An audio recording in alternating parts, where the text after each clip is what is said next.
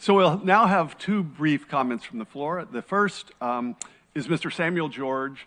Mr. George is a member of parliament from the country of Ghana. Mr. George.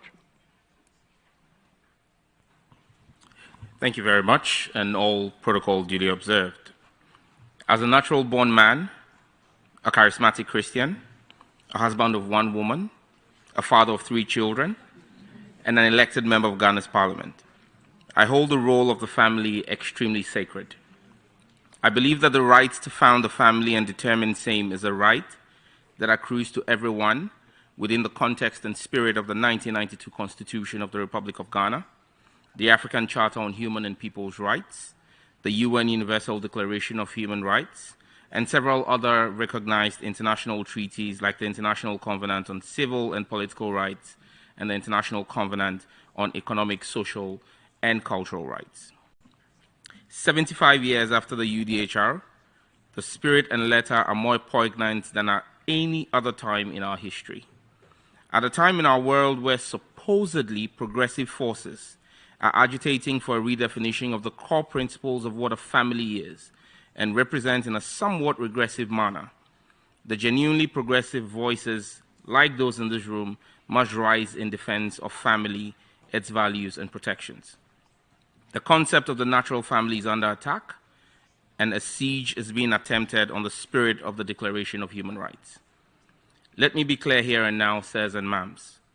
There is a distinct difference between sex and gender or gender identity.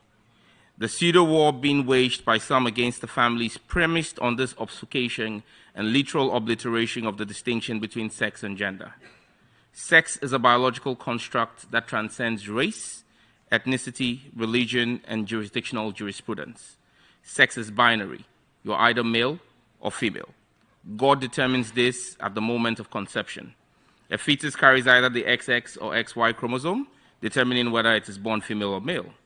From my beloved Ningo Prampram constituency in Accra, Ghana, to New York, and Rio de Janeiro to Madrid or Delhi to Perth, the interpretation of XY and XX is constant. Gender or gender identity, on the other hand, is a social construct that has evolved on the peculiarities of various societies. From the onset matching the binary nature of sex, we see different recognitions of gender today across the world. There is no universality in the concept of gender or gender identity, and it is highly fluid. And as such, gender or gender identity cannot form the basis for any rights accruing in a covenant, a convention, or international treaty which seeks to be globally acceptable and binding because we have different interpretations. This is the basis for my avowed position that the letter and spirit of the UN Universal Declaration of Human Rights is apt and meets the needs of our global world today. It emphasizes in Article 2 of the rights, the rights and freedoms in the Declaration, and is clear that there shall be no distinctions made based on sex. Yes, it says sex, not gender or gender identity. This is a definite position and must be defended by all progressive forces. The UDHR in Article 16.1 makes yet another actual position that I cherish and implore all of us to hold fast and dear, that the right to marry and found a family shall be between men and women of full age, without prejudice to their race, nationality, or religion. Yes, it says men and women, not men and men or women and women. Yet again, this is another reinforcement of the principle of sex and not gender. As a proud African, Article 2 of our African Charter on Human and People's Rights also echoes the principles of enjoyment of rights without prejudice to sex and not gender. As Africans, the role of the family is cardinal to our society and its well-being. To reinforce this, Article 18 of the African Charter recognizes the family as society's natural unit and basis. It imposes a responsibility on member states in the African Union to protect the physical health and morals of the family. Yes, it said morals of the family.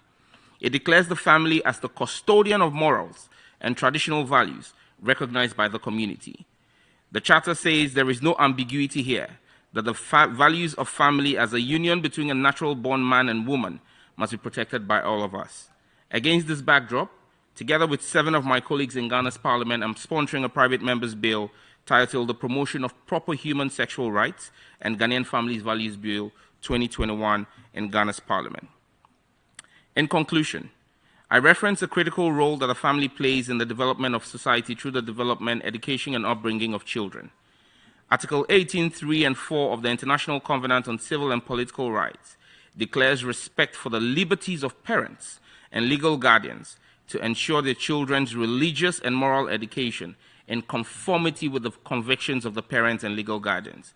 This right is not given to an educational board or a pressure group or a government. It is the sole right and preserve of parents in the family unit.